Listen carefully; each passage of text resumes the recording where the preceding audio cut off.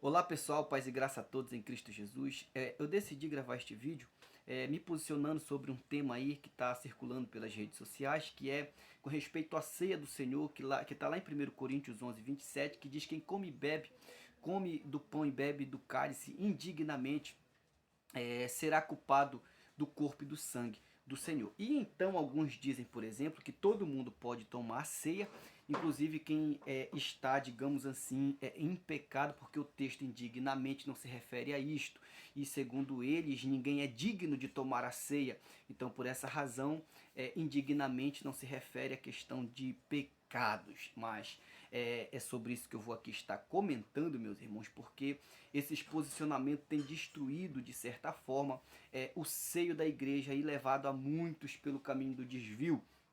Então, nesse texto de 1 Coríntios 11, 27, ali a palavra indignamente, ela deve ser entendida à luz da palavra original que está no grego ali em 1 Coríntios 11, versículo 27. E a palavra que aparece ali é a palavra anaxios, que, que é um adjetivo. Então, essa palavra anaxios no grego, ela é definida como, por exemplo, o Strong diz que ela significa irreverente, significa indignamente. Por exemplo, o Eugênio Naida diz, por exemplo, que significa inadequado, significa indignamente. Por exemplo, o Edward Robson, ele define, por exemplo, como inadequado, como indigno. Temos também o Frederick Dunker, que define a palavra como impróprio, como indigno. Então, essa palavra vai ter aí o seu significado e o seu sentido. E quando a gente pega, por exemplo, 1 Coríntios 11, versículo 27 ali, a ideia de indigno, por exemplo, é alguém que não está de forma adequada.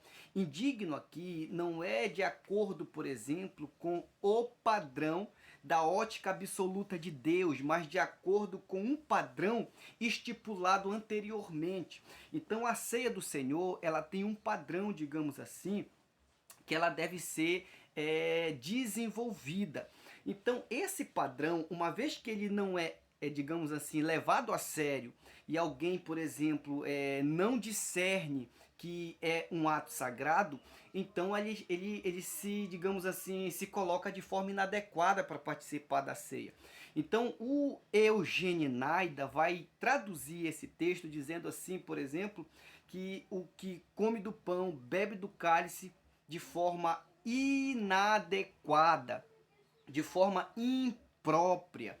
Então veja, por exemplo, que o sentido aí traz a ideia de irreverência, ok? Alguém que está irreverentemente, por exemplo, participando de coisas sagradas, ok? Então ali não tem a ideia, por exemplo, de uma dignidade absoluta, mas de um padrão estipulado anteriormente e que alguém, por exemplo, não está levando a sério este padrão. E o que estava acontecendo? Eles estavam, por exemplo, faltando com reverência nesse ato sagrado. Um não esperava pelo outro, o rico queria abusar do pobre, havia ali, por exemplo, disputas, havia barganhas e tudo mais.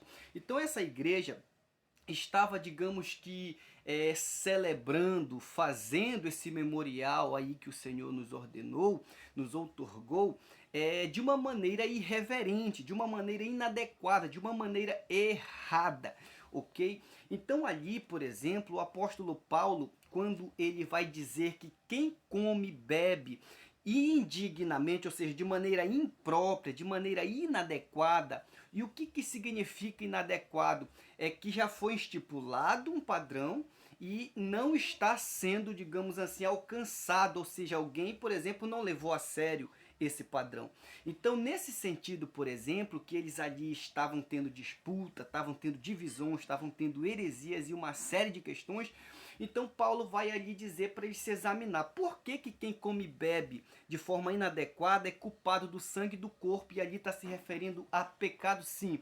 Porque se você pegar, por exemplo, a Bíblia Sagrada, você vai perceber, por exemplo, em Romanos capítulo 6, versículo 4, 5, 6 e 7, ali Paulo falando que por exemplo, em Cristo, na sua morte, nós foi sepultado os nossos pecados. E o que quer dizer a sua morte? Significa que o corpo dele, dilacerado na cruz, ele morreu para nos libertar, para sepultar os nossos pecados. É por isso que na sua morte, por exemplo, ele sepulta os nossos pecados, na sua ressurreição, simbolicamente, ali, por exemplo, nós nascemos de Deus, nascemos de novo, ali nos é aberto um novo e vivo caminho. Então veja, por exemplo, que há um sentido para o corpo. O corpo aqui, é claro que está se referindo de forma simbólica à igreja, representando a igreja, mas, por exemplo, com o simbolismo do que aconteceu na cruz. Por que que quem come e bebe é culpado do corpo e do sangue do Senhor? É como se estivesse matando, é como se fosse daqueles que mataram.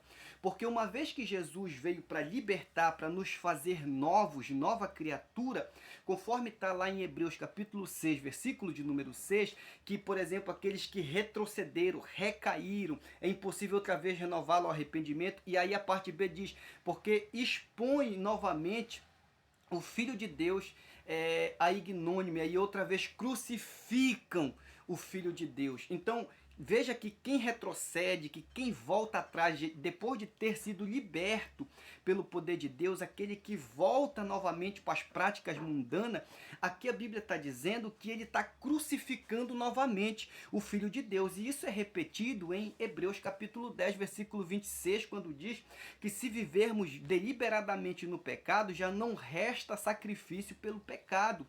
Então veja, por exemplo, que o que significa não resta sacrifício pelo pecado? Significa que Jesus já morreu lá na cruz e ele não vai descer outra vez para morrer de novo. Então, se a pessoa já foi liberto e ele volta novamente para as práticas mundanas, e Jesus não vai descer de novo. Então, é por isso que diz que não resta sacrifício pelo pecado.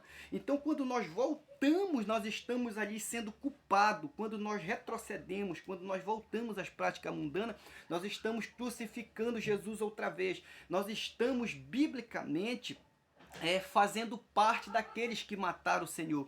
É por isso que lá em 1 Coríntios 11, 27 diz que quem come e bebe indignamente, ele é culpado do corpo e do sangue do Senhor. Ele é réu, ele faz parte daqueles que mataram o Senhor, entende? Então aí está se referindo sim a pecados, que nós não podemos participar desse ato sagrado de uma maneira imprópria, de uma maneira indigna, de uma maneira irreverente, de uma maneira inadequada. E o padrão aqui não é um padrão absoluto, mas um padrão estipulado anteriormente. Então nós temos que aqui estar pronto em Cristo Jesus, com o nosso espírito em comunhão com o Senhor Jesus. Claro que não somos perfeitos, mas essa imperfeição ela é purificada pelo sangue de Jesus. Uma vez que o pecado não é deliberado, uma vez que o pecado ele é por ignorância, o sangue de Jesus nos purifica. E a Bíblia vai falar isso em vários textos, ok? Não vou aqui tratar porque vai levar tempo. Mas enfim, para concluir,